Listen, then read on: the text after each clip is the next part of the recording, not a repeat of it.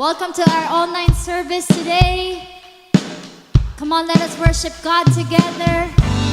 Wherever you are right now, come and let us worship our one true God today.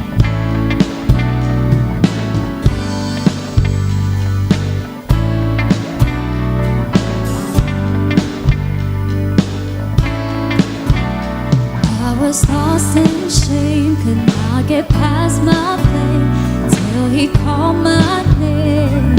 I'm so glad He changed me. Darkness held me down, Jesus pulled me out, and I'm no longer bound. I'm so glad He changed me. See, I'm now a new creation in Christ. The old is gone, this life I live by faith, not by sight. There is a new name written down in glory, and it's mine, yes, it's mine. I've been the author of my story, and He's mine, yes, it's mine.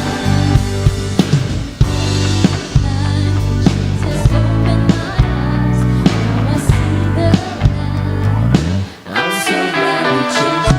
Now I'm walking free, I got the victory. See, it's all over me.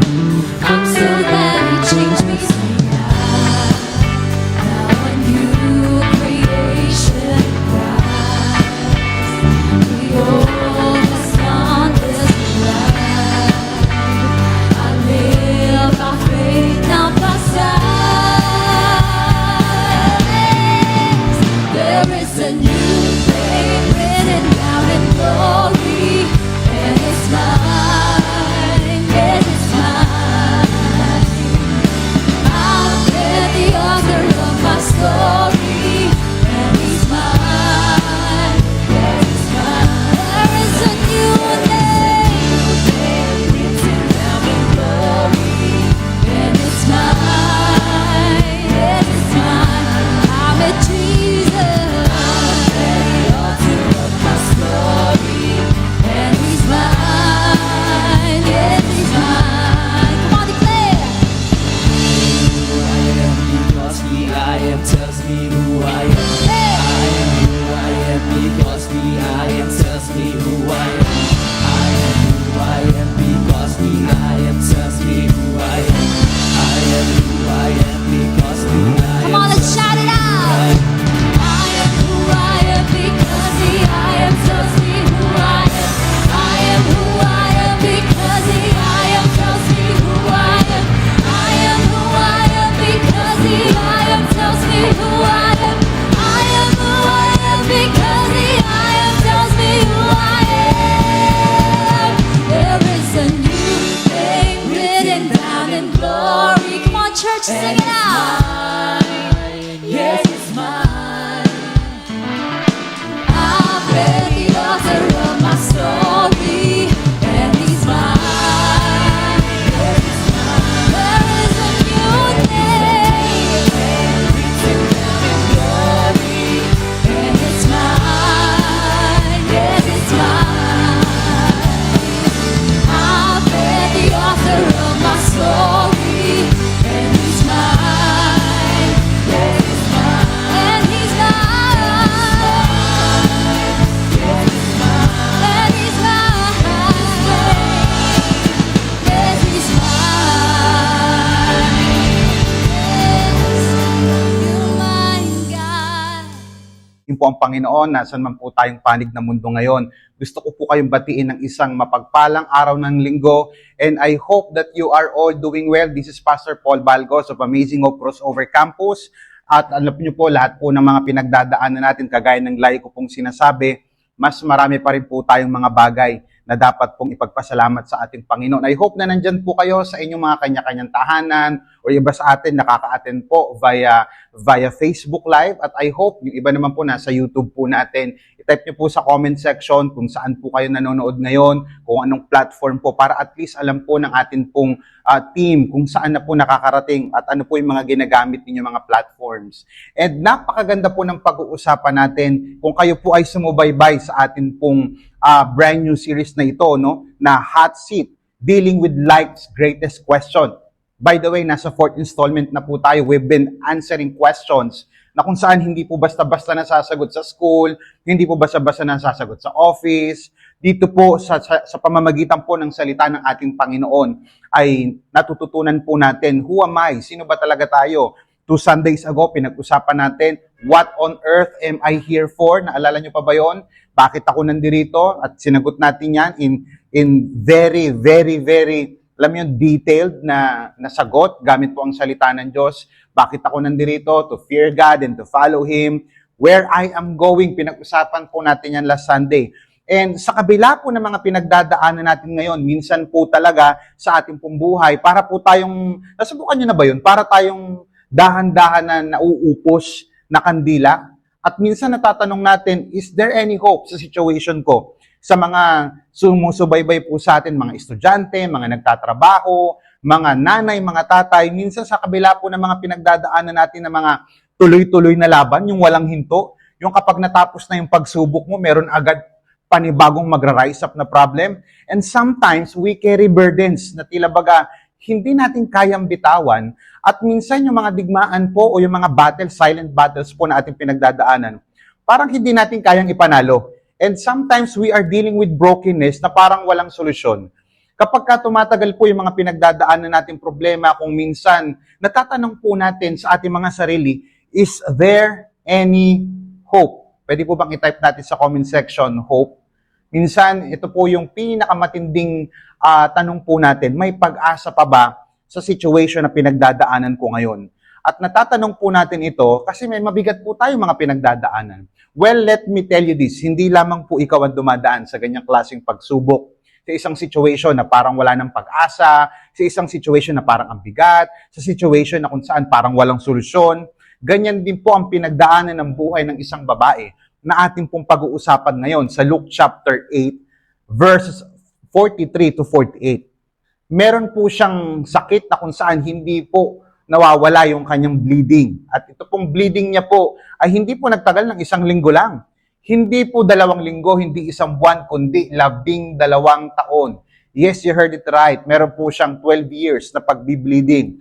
12 years of long pain, 12 taon ng pagiging rejected, 12 taon ng pagiging isolated, 12 taon na parang walang nangyayari. And sometimes, kung minsan dumadaan po tayo sa situation na parang ganun, matagal na sakit, matagal na pagiging rejected, matagal na pagiging isolated, matagal na tanong na parang walang nangyayari. Meron pa bang pag-asa sa situation ko ngayon? At ano ang dapat kong gawin kapag ang aking sitwasyon ay parang walang solusyon? Yan po yung pag-uusapan natin, Luke chapter 8, verses 43 to 48. By the way, bigyan ko kayo ng context bago natin basahin itong text natin. Ito pong kwentong ito ay kwento po na kung saan si Jesus Christ papunta po sa isang bahay po na nagangalang Jairus sapagkat yung kanyang anak ay humingi ng tulong sapagkat mamamatay na yung kanyang anak. At napalibutan si Jesus Christ habang papunta po siya sa tahanan ni Jairus, napalibutan po siya ng napakaraming tao. At habang dumadaan po siya, may isang babaeng 12 taon, ito yung sinabi ko kanina, 12 taon ng dinudugo. Isang sakit na hindi lamang po physical, kundi sanhi po ng pag-a-isolate sa kanya ng lipunan. Mamaya, i-share ko po sa inyo kasi meron pong law yan sa pamamagitan yung Levitical law. Meron po may mga pangyayari po sa buhay nito babaeng ito na talagang nagpahirap po sa kanya. Ginastos niya na lahat, pumunta na siya sa maraming doktor pero wala pa rin nangyari. Ang sabi po ng verse 43, basahin po natin. A woman was there who had been bleeding for 12 years. She had spent all her money on doctors, but no doctor was able to heal her. Nakita niyo yung situation na to? Hanggang sa mabalitaan niya, imagine mo, ubos na yung pera niya, nilalayuan siya ng kanyang mga kapamilya dahil nga ceremonially unclean siya. Anything na hawakan niya, magiging ceremonially unclean. Kapag ka humawak ka sa tao, nakipag-holding hands ka, ceremonially unclean sa kanilang law. Hanggang nabalitaan niya sa pangyayaring ito na nandun si Jesus Christ area at pumunta siya sa gitna ng crowd. At kanyang pinaniniwalaan sa kanyang puso, kahit dulo lang ng damit ni Jesus ay aking mahawakan, gagaling ako. Alam niyo po, ito pong story na ito po ay storya ng isang desperadong babae na nakahanap po ng pag-asa sa isang hopeless situation. Kaya po sa umaga, tanghali, hapon, depende anong oras po kayo nakakapanood sa ating pong online pananambahan. Samahan niyo po ako sa ating fourth topic sa ating pong series na ito entitled Finding Hope in Hopeless Times. How to find hope in hopeless times? I don't know kung ano yung situation mo ngayon na hopeless ka na ngayon. Maybe sa trabaho, sa pamilya, yung iba siguro sa love life, yung iba naman sa atin sa finances, sa relationship, job opportunity, sa negosyo mo, sa iyong health. But one thing is for sure, kapag nakinig ka ditong maigi, you will find hope. Point number 1, sabi po ng verse 43, And a woman was there, who had been subject to bleeding for 12 years, but no one could heal her. She came up behind him and touched the edge of his cloak, and immediately her bleeding stopped. How to find hope in hopeless times? Number 1, move on. Pwede po bang i-type natin sa ating comment section? Move on. Come on, type that in the chat. Move on. Explain ko lang saglit ng konti yung sinabi ko po kanina. According to the law, sa Leviticus chapter 15 verses 25 to 27, yung excessive blood flow ng babae nung unang panahon ay nagbibigay sa kanila ng title na ceremonially unclean. Ano man po yung mga furniture na kanilang nahawakan, hindi na rin po clean. Kapag ka yung hinawakan mo siya, hinawakan ka niya, tapos nahawakan ka rin ng iba, ceremonially unclean ka rin. At siya po ay excluded. Why? Kasi dahil po meron po siyang ongoing bleeding for 12 years, meron po siyang unstoppable menstrual flow at nagbibigay ito ng matinding burden sa kanyang family. Lahat ng garments, lahat ng utensils, lahat, even yung doorknob, yung hamba ng pinto kapag nahawakan, ceremonially unclean. At kapag sino man ang kanyang nahawakan at nahawakan siya, unclean po siya hanggang gabi. Evidently, makikita po natin sa story ng babaeng ito, meron po siyang exclusion sa kanyang family. Exhausted na siya, dry na siya, pigang-piga na siya. Pero pansinin niyo itong maigi. Napansin ko po, after niyang makaranas ng series of failures, para makita niyo kung gaano katindi. Kung may asawa man yung babaeng ito, hindi niya ma-holding hands yung kanyang asawa, hindi niya mayakap yung kanyang asawa. Kung may anak man yung babaeng ito, hindi niya mayakap yung kanyang anak. Kung malamang may nanay at tatay ito, hindi rin niya malapitan.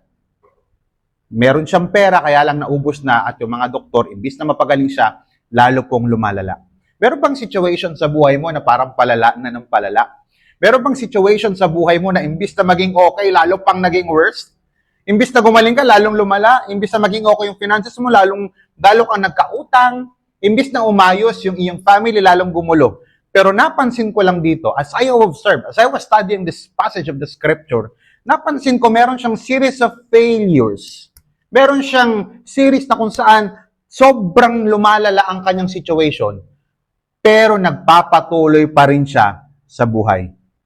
This woman was very alone. Walang taong gustong lumapit sa kanya. Hindi siya makapunta sa public. Sabi ko nga kanina, hindi niya mayakap even yung kanyang family. 12 years, 12 taon, napakahaba po niyan sa pagkakaroon ng quarantine para sa ibang tao, sa kanyang sarili. Imagine her life, kagaya ng sabi ko po kanina, na wala pong physical contact. Pwede rin, kung aaralin pa po natin to, perhaps hindi po siya employed. Why? Wala pong tatanggap sa kanya dahil may ganito siyang karamdaman. At lahat po ng factors, listen to this, catch this, lahat po ng factors na mga binanggit ko kanina, makikita po natin, we can conclude na itong babaeng ito was lonely, she was isolated, she was exhausted, and possibly dying. Ang kanya pong situation hopeless, and she is desperate Pero kahit ganun pa man, makikita natin na nagkaroon ng pag-asa itong babaeng ito at nagkaroon ng pag-asa itong storya na ito. One day, come on, type that in the chat, one day, nabalitaan niya na si Jesus Christ nasa town. At ang sabi po ng Matthew chapter 9 verse 21, "For she said to herself, if only I may touch his garment, I shall be made well." How to find hope in hopeless times? Move on. Ano po ibig sabihin ng move on? Move on means to do something else, to progress. She came up, ano ginawa niya? Wala nang solusyon yung doktor. Hindi pa siya makakilos ng maayos, nahihirapan pa siya. Pero may pag-asa. At ang kanyang pag-asa ay natagpuan lamang niya kay Jesus. Mga kapatid, gusto ko po sabihin sa inyo, ano man ang anyong mga pinagdadaanan ngayon, life must go on. Type nyo nga sa comment section, life must go on. Meron ka naranasang breakup, life must go on. Nagkaroon ka ng financial problem, life must go on. Yung iba naman po siguro sa atin, kamakailan lang namatayan, life must go on. Meron kang failure, you fail as a leader, you fail as a pastor, you fail as a business people, as a young professional. Yes, we fail, but life must go on. Why? I want you to understand it and listen to this very carefully. Life's trouble can hurt you. Yan naman ang katotohanan. But don't let them stop you. Yung mga pinagdadaanan po natin sa buhay, masasaktan ka naman talaga kapag umibig ka. Masasaktan ka naman talaga kapag nawalan ka ng pera. Masasaktan ka naman talaga pag may pinagdadaanan ka sa family mo. Imbis na umoko yung family mo, akala mo nung naging Christian ka, magiging Christian din ang family ko. Pero it turned out na hindi, yun yung nangyayari. Yes, nasasaktan ka. Yes, naapektuhan ka. But don't let your problem stop you. Sabi po ng Ecclesiastes chapter 9 verse 4, there is hope for those who are still alive. At habang buhay ka, gusto ko sabihin sa'yo, habang buhay ka, may pag-asa. Sabi po ng Ecclesiastes chapter 9 verse 4, ulitin ko po, there is hope for those who are still alive. It does not matter who they are. Ano man ang situation mo ngayon, but the saying is true. Sabi niya, a living dog is better than a dead lion. Lagi niyo pong tatandaan, no one is hopeless whose hope is in Jesus. Tanungin kita ngayon, nasaan lang yung pag-asa? Ano pa pwede natin matutunan dito? Imagine niyo, ano yung mga timeless principle na pwede natin matutunan dito sa storya nitong babaeng ito? Alam niyo po, gusto ko sabihin sa inyo na hindi porkit na 12 years ka nang nabigo, 12 years ka nang dinudugo, 12 years na nag-fail ang health mo, wala nang magiging magandang outcome ang mga susunod na panahon ng buhay mo. Hindi porkit nabigo ka ng paulit-ulit, habang buhay ka ng bigo. Hindi porkit sumablay ka kahapon, sablay ka pa rin bukas. Gusto ko sabihin sa iyo that you do not let your past dictate your future. Always remember na ang pag-asa po natin ay nasa Panginoon. Pwede po bang palakpakan natin ang ating Panginoon? Praise God. How to find hope in hopeless times? Number 1, move on. Pangalawang point, sabi po ng verse 44, she came up behind him and touched the edge of his cloak. And immediately, her bleeding stopped. 45, who touched me? Sabi ni Jesus Christ. When they all denied it, Peter said, Master, the people crowding and pressing against you. Verse 46, but Jesus said, someone touched me. I know that the power has gone out from me. How to find hope in hopeless times? Number 1, move on. Pangalawa po, hold on. Come on, type that in the chat. Hold on. I-type niyo po sa comment section, hold on. Alam niyo po kung aaralin po natin sa Hebrew, no? Ito pong babaeng ito, yung kanya pong sakit ay tinatawag na zob. Ibig sabihin po niyan, chronic discharge. Yung monthly period po ng mga babae ay normal. Pero kapag tumagal na po siya ng 1 linggo pataas, at ito po mas matindi, yung woman na ito was bleeding, pakinggan maigi, was bleeding for 12 years. Kung ikakalculate po natin yun sa days, 4,380 days. Without leap year yan ha. Pag may leap year, ano yan? 4,383 days. Ibig sabihin, kung titignan natin physically, nanghihina na wala ng energy itong babaeng ito. Kaya pansinin mo, sabi nga kanina, ang dami niya ng pinuntahan doktor. Imbis na maging okay siya, lalong lumala. Hindi ko sinasabing masama po magpa-consult sa doktor, pero ang sinasabi lang natin dito, na kapag ang kalusugan po natin ay nagfe-fail na, no amount of money can save us. Imagine mo, there is no financial sa babaeng ito. Walang financial support, wala ng physical strength, wala pa siya nakukuhang support from her family. Bakit? Kasi sabi ko nga po kanina, sabi po sa kanilang Levitical law, kapag hinawakan niya, yung isang tao, isang bagay, magiging ceremonially unclean. Pero sa story na ito, pakinggan niyo pong maigi, kahit hinawakan po ng babae si Jesus Christ, hindi naging unclean si Jesus Christ. Kaya sinabi po ng verse 44, she came up behind him, touch, pakitype sa comment section, touch the edge of his cloak, and immediately her bleeding stopped. Ano nga po ba ang ibig sabihin ng hold on? Hold on means to maintain a grasp on something. Ano pwede natin matutunan dito, mga minamahal ko pong kapatid? Malaki po ang kinalaman ng inyong hinahawakan sa iyong kalagayan o nararamdaman. Let me just repeat it.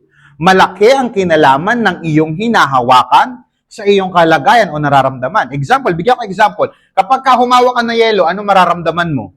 Malamang malamig. Pag humawak ka ng apoy o ng baga, malamang mapapasok ka. Kasi kung ano ang kinakapitan mo, yan yung nakaka-apekto sa kondisyon mo. Kaya kapag hawak ka ng hawak sa problema, may problema na nga, hindi ka pa naghahanap ng solusyon, kaya maapektuhan ka, anong nararamdaman mo? Puro ka worry. Hinahawakan mo lagi yung offense. Sinaktan ako, sinabihan ako ng ganito. Kaya anong resulta? Bitter. Patuloy tayong humahawak sa kasalanan, hindi natin nilelet go yung mga secret sins natin. Lalo tayong dudumi. Pero kapag si Jesus Christ po yung ating hinawakan, maniwala po kayo kapag siya ang hinawakan natin, pag-asa ang nararamdaman mo. Kapag si Lord ang hinahawakan natin sa buhay, healing ang nararanasan mo. Kapag kay Lord tayo kumakapit, nakakaramdam ka po ng kalakasan. Ano pa yung pwede po nating matutunan based dito sa story ng babaeng ito? At syempre, ultimately ni Jesus. Kapag ikaw po ay kumapit kay Jesus Christ, imagine niyo to nung hinawakan ng babae si Jesus Christ, kahit ngayong cloak lang, something messy stops. Ulitin ko. Nung hinawakan niya, in-approach niya si Jesus Christ, something messy stops. Ganun po pala, no, ang isang katotohanan na pwede nating matutunan. Kung lalapit lang po tayo sa Diyos, may mga marurumi sa buhay natin na hihinto. The reason kung bakit hindi humihinto yung mga bagay na kung saan marumi sa atin at hindi ka lugod-lugod sa Diyos, kasi hindi ka lumalapit kay God. At hindi lahat ng pumupunta sa church naaayos. Why? Kasi hindi naman lahat ng pumupunta sa church may pananampalataya kagaya ng pananampalataya ng babae. Holding on to Jesus can stop something messy in your life. Ano pa? Holding on to Jesus, release God's power. Imagine mo, may nawalang power sa akin. Tanong, may mga nagsasabi, kung Diyos si Jesus Christ, hindi niya ba alam kung sino humawak sa Kanya? Sagot, alam niya. Bakit nung hinanap ba ni God si Adam and Eve sa garden? Nasaan kayo? Hindi ba niya alam? Hindi po yung tanong na kung saan hindi alam ng Diyos. Tanong yun na kung saan nagpaparealize. Realization po iyon. Ganon din dito. Gusto ni Lord Jesus Christ umamin. Alam ko naman kung sino Umamin ka lang. Itong story pong ito ay nagpapakita na hindi lang sapat na physically lumapit ka lang kay Jesus. Ang daming lumalapit kay Jesus Christ. Bakit siya lang ang gumaling? Ang daming tao, maniwala po kayo, maraming pong tao ang nakabalibod kay Jesus Christ nung araw na yon. Pero iisa lang talaga ang nakatouch sa Kanya. Why? Crowding is different from believing. Ang daming nagka-crowd, ang daming crowding, ang daming tao doon sa Kanya, yung crowd na yon. Pressing is different from faithing. How can you touch? How can you know that you really touch Jesus? Paano mo malalaman kung talaga nakalapit ka na sa Diyos? May kapangyarihan, may kagalingan. Paano ko malalaman kung talaga nakalapit ako kay Lord? May kapayapaan. Paano ko malalaman kung talaga nakalapit ako sa ating Panginoon? May kalayaan. Kalayaan saan? Kalayaan sa kasalanan. Paano ko nalalaman kung nakalapit na ako sa Diyos? May kalakasan. How to find hope in hopeless times. Una po, move on. Pangalawa, hold on. Ano man ang yung pinagdadaanan ngayon? Iba kasi sa ating mga Christian, mali yung hinahawakan. Sabi, hold on sa pangako ni Lord. Humawak sa pangako ng tao. Kaya pansinin mo, nung iniwan siya, iyak siya. Kaya mga kapatid, gusto ko po sabihin sa inyo po, we need to hold on sa tamang kakapitan. Kung meron ka lang kakapitang matindi, kumapit ka na sa matatag at wala pong ibang matatag sa buhay natin ngayon, kundi ang mga pangako ng ating Panginoon, ultimately, yung mismong nangako, ang ating pong Panginoon. Palakpakan po natin ang ating Panginoon. Praise God. Type nyo nga po sa comment section, praise God. Move on, hold on. Pangatlo po, sabi po ng verse 48. Then he said to her, ito na, sabi niya, daughter, your faith has healed you. Go in peace. How to find hope in hopeless times? Number 1, move on. Number 2, hold on. Number 3, go on. Type nyo nga po sa comment section, go on. Now, I want you to catch this. Pakinggan nyo po ito maigi. Kapag ikaw ay nanonood via YouTube or via Facebook, pakinggan nyo po ito maigi. Pakinggan nyo ha. Move on is movement. Tignan nyo ha. To move on is a movement from past to present. Kasi kanina number 1, may move on po tayo. Pag sinabi pong move on, movement po yan mula sa yung nakaraan, papunta sa yung kasalukuyan. Past to present. Ano pinagkaiba ng go on? Go on, to go on is a movement from present to future. Ulitin ko. To move on is a movement from past to future. Yung go on, to move from present to future. Yung isa may paglaya, yung move on. Mag-move on ka na. Pangalawa, hindi lang porkit naka-move on ka, wala ka nang gagawin. Dapat may pag-usad ang iyong buhay. Kaya lang, pastor, ang hirap po umusad kapag sugatan po ako. Yung babae din naman sugatan bleeding talaga. Sometimes sa mga pinagdadaanan po natin, kahit sugatan, makakausad ka pa rin. Makaka-go on ka pa rin. Alam nyo ano sagot? Pananampalataya sa Diyos. Tsaka na ako magsaserve kapag okay na ako. Itong babae, kahit sugatan siya, lumapit pa rin siya sa ating Panginoon. Hindi porkit sugatan ka ngayon, hindi ka na makakapag-serve. Hindi porkit sugatan ka ngayon, hindi ka na makakapagpuri sa ating Panginoon. Kung gusto mong umusad, gamitin mo, wag yung sugat mo, wag yung excuses mo, gamitin mo yung pananampalataya mo sa ating Panginoon. Yung iba sa atin, if you were conquered by the past, by faith, it's time to conquer our future. Type nyo nga po ulit sa comment section, go on. Imagine mo, binugbog itong babaeng ito ng kahihiyan, binugbog ang babaeng ito ng karamdaman, but she refuses to let it define her. Andun yung tapang ng babaeng ito.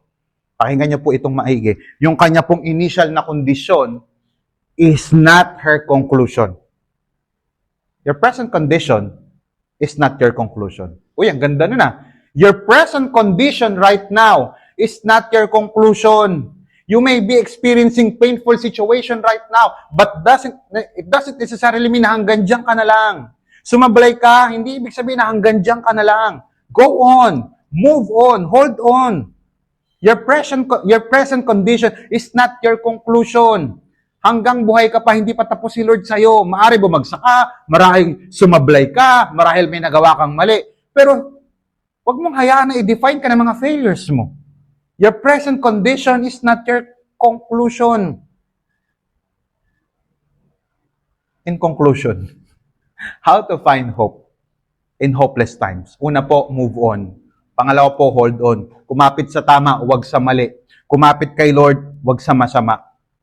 Pangatlo po is go on. Let me end with Luke chapter 8, verse 48. Ito po sabi ng salita ng Diyos. Naku, pakinggan niyo po ito maigi. Sabi po ng verse 48. Then he said to her, daughter. Pakitay po sa comment section, daughter. Anak na babae. Your faith has healed you. Go in peace. Wala po kayong napansin. Sa unang part ng story, ang tawag sa kanya, woman. Babae. Ngayon naman, anak. From woman to daughter. Although, imagine niyo, textually, wala naman po talaga siyang pangalan Pero may mga church traditions po, mga church traditions na sinasabi, ang pangalan daw po niya si Veronica. Yung iba naman, si Bernice. Pero, ano po yan, church tradition, mga historical writings na hindi po nakasama sa Bible. Pero may pangalan siya o hindi. Ang importante dito, ano man ang kanyang pangalan, Bernice man o Veronica man, may pangalan man o wala, isa lang importante, tinawag siyang anak. Pakitype nga po sa comment section, I'm a child of God. Nawalan po siya ng pamilya sa napakahabang panahon. 12 years, hindi niya malapitan ng kanyang mga kamag-anak. Kung may asawa man siya, hindi niya mayakap. Pero nung nakatagpo niya si Jesus Christ, nakatagpo po siya ng pag-asa. Nakatagpo po siya ng pamilya. Nakatagpo po siya ng kaligtasan. Sino ang mga pwedeng lumapit kay Jesus para hawakan kahit laylayan man lang ng kanyang pananamit? Who can touch? In short, listen to this. Who can come to Jesus? Are you hopeless? You can come to Jesus. Are you weak right now? You can come to Jesus. Failure ka ba ngayon o may pinagdadaanan kang failure situation? You can come to Jesus. Feeling mo unclean ka? You can come to Jesus. Feeling mo sablay ka? You can come to Jesus. Feeling mo ang dami mo nagawang mali? You can come to Jesus. Discouraged ka ngayon? You can come to Jesus. Sabi ng Bible, come to me or you are weary and heavily laden and I will give you rest. Kapatid, gusto ko sabihin sa'yo, everyone has the opportunity to touch Jesus. Pwede kang lumapit kay Lord kahit mahina ka pa. Pwede kang lumapit kay Lord kahit sugatan ka ngayon. Pastor, ubos na ako. Upos na upos. Ubos at upos. Makakalapit pa po ba ako sa Diyos? Bukas ang palad ng ating Panginoon sa mga taong hopeless, sa mga taong weak, at sa mga taong unclean. Kagaya ko rin po at kagaya ng ilan po natin mga kapatid, marami na po tayong pinagdaanan. Pero isa lang ang aking natutunan sa napakahabang panahon ng relationship ko kay Lord at sa paglilingkod ko sa Diyos. No one is hopeless whose hope is in Jesus. Manalangin po tayo. Panginoon, maraming salamat po sa napakagandang mensahe na iyo pong ipinagkaloob sa amin. Lord, napakasarap isipin na yung una tinawag mo itong babaeng ito na woman, but sa latter part tinawag niyo po siyang daughter. Nawalan man siya ng pamilya sa napakahabang panahon, pero sa inyo po, Panginoon, nakatagpo po siya ng pagmamahal.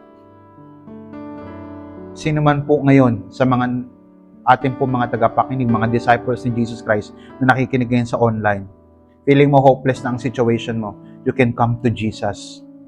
Feeling mo weak ka ngayon, you can come to Jesus. Feeling mo wala kang kwenta, you can come to Jesus. Feeling mo wala ng pag-asa ang sirkumstansyang pinagdadaanan mo ngayon, let me tell you this, you can approach Jesus right now. As I extend my hands towards you right now, sabihin mo lang, Lord, I am hopeless right now. I am in need of a Savior. I am in a hopeless situation. Some of us, meron kang pinagdadaan na physical condition ngayon na wala ng pag-asa. Sinabi ng doktor, pwede kang pagalingin ng ating Panginoon. Iba naman sa atin, wala ng pag-asa. Feeling mo wala ng pag-asang maligtas ang pamilya mo. Pwedeng ayusin niya ng ating Panginoon. Yung iba sa atin, may pinagdadaan ng circumstansya sa finances, kaya kang tulungan ng ating Panginoon. But ultimately, ang unang aayusin muna ng Panginoon sa iyo ay yung kondisyon ng iyong puso, ang iyong kaluluwa. Surrender your life to Jesus right now. Accept Him as your Lord and Savior. Sabi mo lang, Lord, I admit that I'm a sinner. I admit that I cannot save myself. I admit that only You can save me, not my good works. I believe in Your finished work on the cross. And starting today, I confess that You are my Lord and Savior. Starting today, Lord, help me to live for You.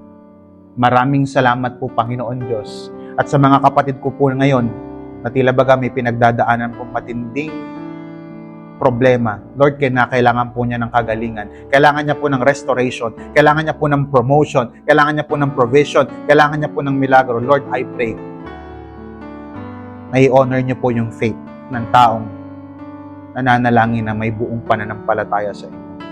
Receive your miracle right now. Receive your healing. Receive your restoration. Receive your provision. It's in Jesus' mighty name we pray. All of us will say, Amen and Amen. Palakpakan po natin ang ating Panginoon. Come on, type niyo po sa comment section, I am blessed. I am blessed. I am a child of God. Na-bless po ba kayo? See you po again next week. Pero mamaya, meron pong magpo-post sa ating screen na kung kayo po ay nanonood, may kasama ka ngayon, or perhaps mag-isa ka lang, meron po tayong mga discussion questions na mag-reflect po tayo kahit dalawa lang kayo ng asawa mo nanonood or perhaps ikaw lang mag-isa. Basahin niyo po yan. Ang ganda po ng mga discussion questions natin sa ating screen. Sagutin niyo po yan para at least makapag-reflect po tayo doon po sa mga napakinggan natin sa story ng babaeng ito. And ultimately, ito pong storya ng Panginoon na nagpapagaling at nag-aayos po ng buhay. This is Pastor Paul Balgos of Amazing of Crossover Campus na nagsasabing, mahal po kayo ng ating Panginoon. Pagpalain kayo ng Panginoon. See you next week.